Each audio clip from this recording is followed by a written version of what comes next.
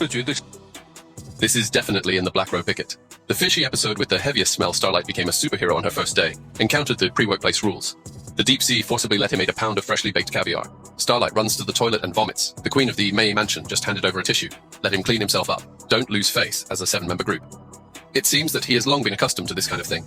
When the queen of the May mansion left, the toilet suddenly scolded at the air. It turned out to be the transparent people of the group of 7. He has been hiding in the women's toilet and peeping. Starlight's admiration for superheroes in her mind also completely collapsed at this moment, since the age of 10. 100,000 maneuvers per day. Bicycle hand up for 8 hours. Starlight carries too much hope for her mother. When the Walter Company called for an interview, neither of them could suppress the joy in their hearts. He was like a country girl who had just entered the city, indulge in cheers and flashing lights, come to the legendary 7 office. Starlight's heart was nothing but excitement. There is also the responsibility to save the world, but the deep sea opened his mouth and taught him a lesson. In addition to the boss of the motherland, he is the second in command. Here, want not to be kicked out of the 7. Starlight must first please herself, and Starlight can only eat caviar with tears in her eyes. He wanted to tell his mother what had happened to him, but the other party said excitedly, "Daughter, after becoming a superhero." It has greatly improved the living conditions of the family. After hearing this, Starlight could only endure the grievances in her heart. Hung up the phone. The man sitting on the side, seeing that his expression was heavy, he showed comfort.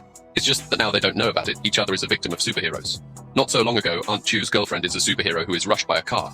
The locomotive crashed into a ball of blood in order to avenge his girlfriend. She collaborated with the butcher and successfully utilized high-voltage wires, telegraphed the transparent people of the 7. The 2 of them carried him into the trunk. Then he found the butcher's former partner. Francis Frankie is a professional killer, good at crafting all kinds of weapons. But when Frankie saw these 2 daring guys actually kidnapped the Invisible Man, he panicked instantly. He took out his pistol and told them to get out of here, because all superheroes have positioning chips on their bodies. He didn't want to get in trouble. Can be shameless. Butcher said Frankie wanted to cry. Without tears, was forced to get on a thief ship in desperation. The black-robed pickets were also formally formed. Several people locked the Invisible Man in a cage to block the positioning signal inside the Invisible Man's body. Aunt Chio was adding flower petals filled with aluminum foil that blocks the signal. Frenchie then connected the cage to high voltage. The Invisible Man in the cage also woke up.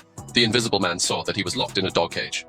He immediately started cursing loudly, but as soon as he touched the cage, there was a burst of sparks and lightning. The Invisible Man instantly became subdued. Then the group began to discuss how to kill the Invisible Man quietly and efficiently. Frenchie said, "The carbon-based material on the Invisible Man's skin is as hard as diamond. It's almost impossible to penetrate.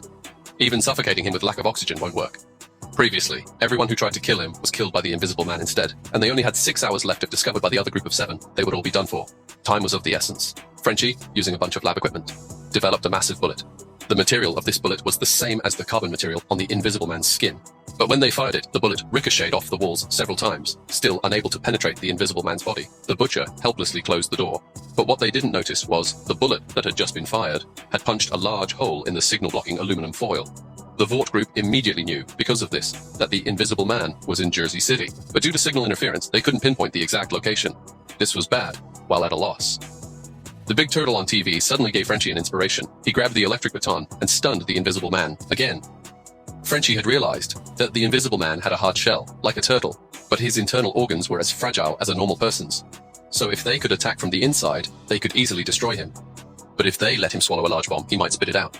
So there was only one option left. Why don't you tell me? He swallowed a lot of plastic. Help me quickly. Realizing he was loaded with a chrysanthemum bomb, the Invisible Man instantly panicked. To save his life, he immediately sold out his teammate Locomotive and said he had a girlfriend called Popclaw. On the day Popclaw got into trouble, Locomotive went to find Popclaw and got the answers he wanted.